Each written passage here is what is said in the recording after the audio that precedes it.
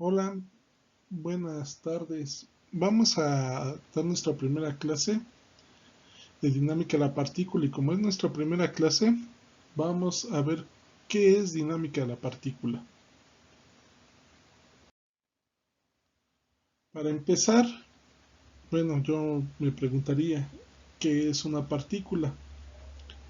Y una partícula puede considerarse como un punto material. En la mecánica elemental se puede asociar a un cuerpo cualquiera el movimiento de una partícula o punto sin tener en cuenta las dimensiones del cuerpo.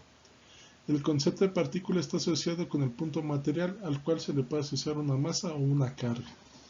¿A qué me refiero con esto? Por ejemplo, aquí tenemos una caja y si en esa caja nosotros encontramos su centro de masa, ¿sí? Encontramos su centro de masa, podríamos decir o lo podríamos estudiar como una partícula siempre y cuando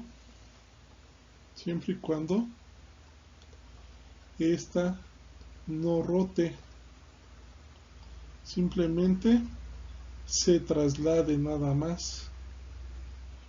O puede rotar pero sobre su mismo eje, pero si está rotando, si esta caja está rotando y trasladándose, ya no se puede utilizar como una partícula, se considera como un cuerpo rígido. Eso ya lo verán en dinámica del cuerpo rígido.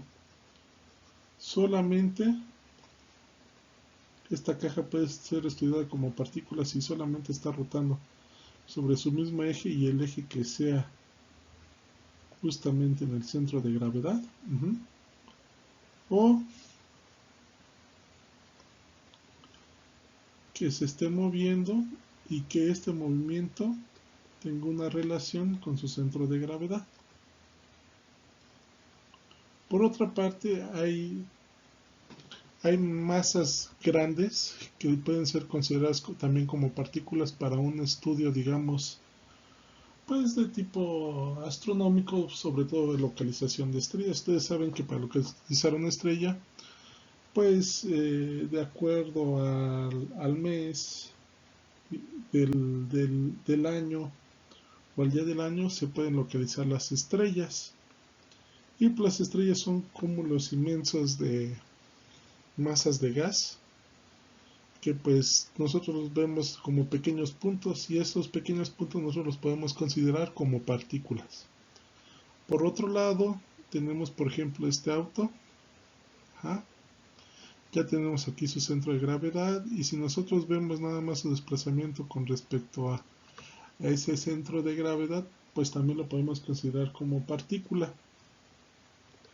No siendo así, por ejemplo, si nosotros quisiéramos estudiar la rotación de sus ruedas, porque eso ya también es dinámica del cuerpo rígido. Después, más adelante, como les digo, en su curso de quinto semestre, van a poder ver la diferencia. Ahorita lo importante es que cualquier objeto de estudio que nosotros vamos a estudiar, lo relacionemos directamente con su centro de gravedad. Ahora, para poder nosotros estudiar algo, necesitamos primeramente un observador. Ese observador, pues por supuesto, puede ser yo, su profesor, un investigador o ustedes. Y por otro lado, necesitamos el objeto a estudiar. En este caso, el objeto a estudiar va a ser esta estrella que es el Sol. Y una vez que establecemos el objeto a estudiar, el observador, en el observador vamos a establecer lo que es nuestro marco de referencia. En este caso, nuestro marco de referencia es de 3 dimensiones, o sea, tiene X, Y y Z. ¿Sí? Acuérdense, X y Y siempre se ponen a nivel del suelo y Z hacia, digamos, hacia la altura del hombre. Eso, acuérdense que este marco de referencia también se puede rotar o trasladar, pero casi siempre por, digamos, por norma se asigna así. Y también necesitamos algo con que poder medir nuestro objeto a estudiar. En este caso va a ser tiempo y un patrón de medición. La dinámica del estudio de partículas es tan antiguo como tan antiguo es el hombre. Ahorita vamos a ver un ejemplo de cómo nuestros ancestros aplicaron el uso de esto, de lo que es tiempo, un patrón de medición, un marco de referencia, el objeto de estudiar, y un observador. Vamos a ver ese ejemplo. Veamos algunos Ahora sí, en el alineamientos observatorio del de Chichén Itzá. observatorio de Chichén Itzá. Espero que Primero, les veamos guste. al Sol a 30 días por segundo. A la misma hora, por la mañana. En el solsticio de invierno, el Sol alcanza su máxima posición sur. Y en el solsticio de verano, el Sol alcanza su máxima posición norte. Ahora, veamos la relación que existe entre el observatorio y los solsticios. Las esquinas opuestas de esta plataforma están alineadas con el solsticio de verano, al amanecer.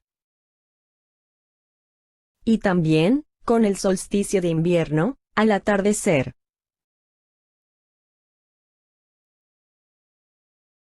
En lo alto de la torre se encuentra la cámara de observación.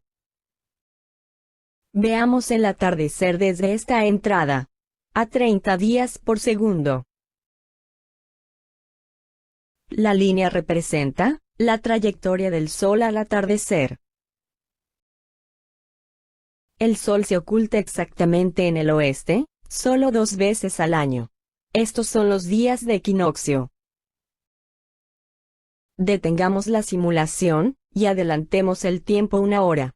Al quedar el Sol en el horizonte, un día de equinoccio. Las esquinas opuestas de la entrada de la cámara de observación están alineadas con el equinoccio, al atardecer. Desde aquí, el antiguo astrónomo registraba sus observaciones. Ahora veamos a Venus a 30 días por segundo. Cuando es visible al atardecer. En cierto periodo, avanza hacia el norte. El círculo indica su máxima posición norte.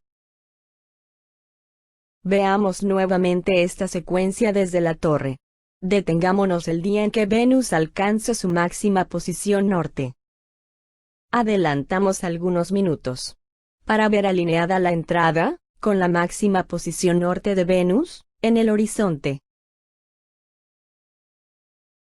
En otro periodo, Venus avanza hacia el sur. El círculo indica su máxima posición sur. Veamos nuevamente esta secuencia desde la torre. Detengámonos el día en que Venus alcanza su máxima posición sur. Adelantamos algunos minutos.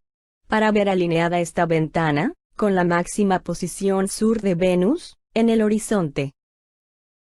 Finalmente, veamos un corte a la cámara de observación. Muy bien, del ejemplo anterior podemos ver varias cosas. Una, teníamos el observador, que era el astrónomo maya, ¿sí? Tenía su patrón de medición. ¿Cuál era ese patrón de medición? Las ventanas como estaban dispuestas en ciertos ángulos, ¿sí? Por otro lado teníamos los objetos a estudiar. ¿Qué objetos a estudiar eran? Era el Sol y Venus, ¿sí? Entonces teníamos el objeto a estudiar, el patrón de medición, el observador, ¿sí? Si el marco de referencia estaba puesto sobre el observador, también teníamos el marco de referencia. Y todos estos estudios eran para definir ¿qué? Esto, el tiempo, ¿sí? Bueno, pues como usted les dijo, el estudio de las dinámicas de las partículas es muy antiguo. En la siguiente clase veremos el movimiento más sencillo, pero ya visto desde una perspectiva científica. Muchas gracias y espero verlos pronto.